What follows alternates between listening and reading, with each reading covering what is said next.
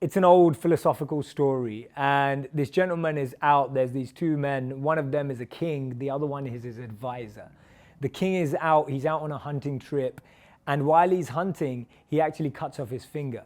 He pulls back the bow and arrow, etc., but he cuts himself. Now, when that happens, his advisor says to him, everything happens for your own good. Now, if you've ever trapped your finger in a door, in a cupboard, or wherever it may be, and imagine your best friend said to you, everything happens for your own good. If you're like me, you'd want to hit them, right? You're going through this excruciating pain.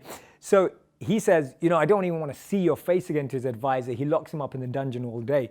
He goes out on his trip. He's out there in the woodlands, in the forest, without his advisor, on his own now.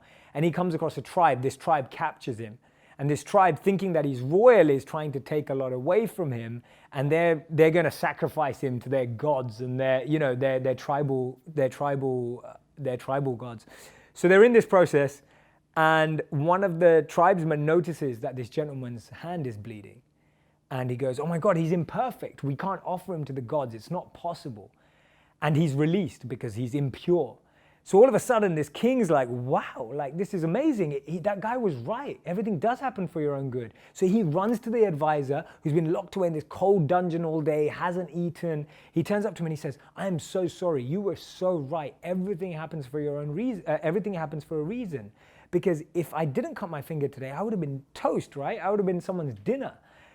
And he said, but, his ego came back. He said, but if everything happens for your own reason, why were you in jail all day? You're a good man. You advised me right. Why were you locked up and haven't eaten all day? And the advisor, being the wise advisor, said to him, he said, you know what, my dear king?